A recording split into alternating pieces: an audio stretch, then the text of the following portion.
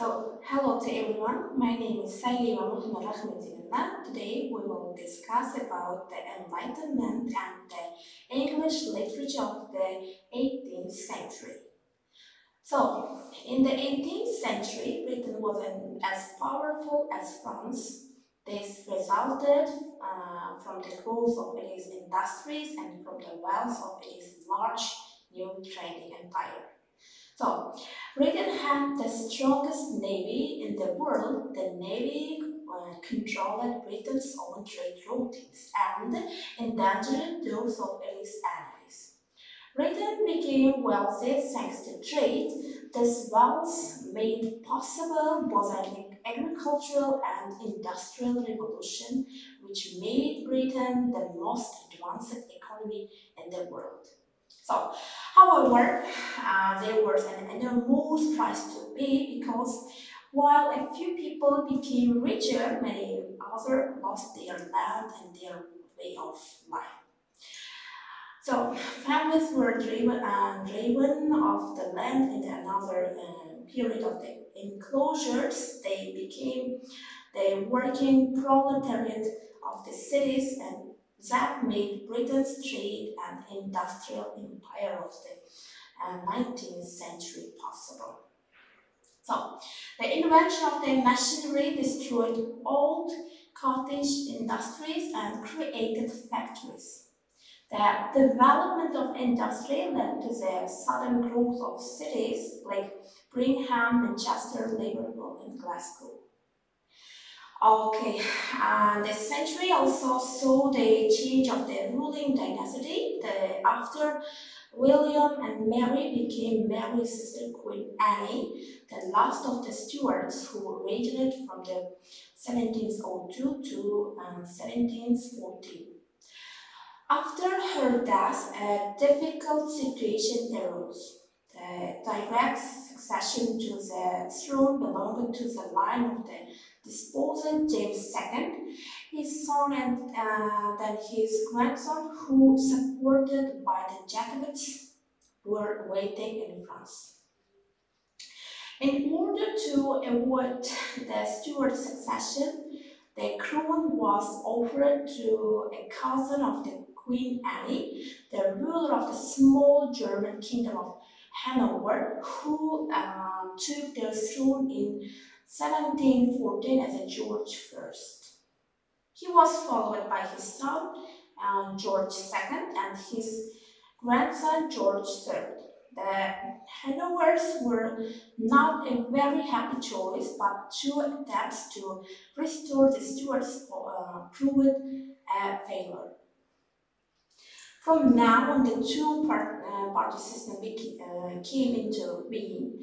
The wings represented the financial interests and cities and towns and were against any interference of the monarchy in politics.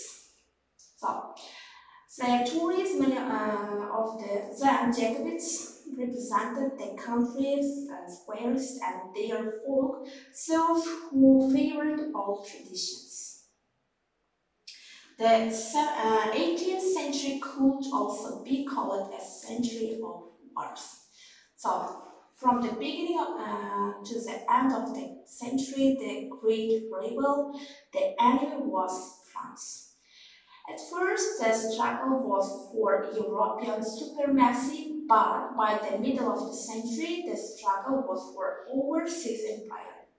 It was during these years that the huge British Empire was built up. But though it was a century of wars, they were completely different from what we understood by a war in the 20th, 21st centuries.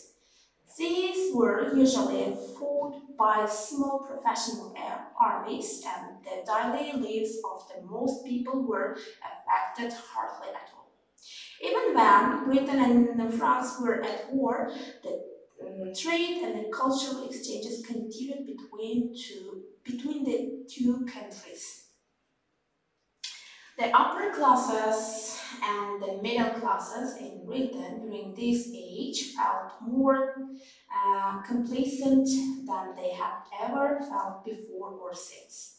They feel that they live in the best of all possible worlds. In this 18th century complacency was partially due to the work of the scientists and philosophers. Human reason and common sense played a significant role in this period that it is often called the Age of Reason. So, the same keyword reason can be found in the definition of the term Enlightenment, the period of the 18th century in Europe, when a certain thinker thought that science and the use of reason would improve the human condition. The writers and philosophers of this age saw that that man was virtuous by nature and the vice was due to ignorance only. So they started a public movement for enlightening people. To their understanding, this would do anyway with all the evils of society and social harmony would be achieved. But the 18th century in England was also the age of elegance. Real civilization superior to the old classical civilization of Greece and Rome, to which the 18th century compared itself had been achieved at last. Now society, persons of position, wealth, and influence could enjoy it. At the beginning of this period, literature was created for this small society of important and influential people. It was literature that could be read aloud in a drawing room, enjoyed in a theater, or discussed in a coffee house. The atmosphere of this kind encouraged comedy, satire in verse and prose, pleasant little essays and criticism, but did not encourage poetry, because this society did not expect from literature anything private or intimate.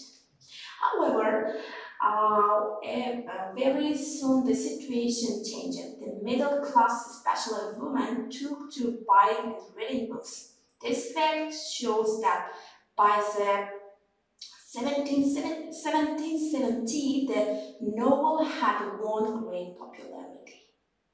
English literature of that time may be characterized by the following features.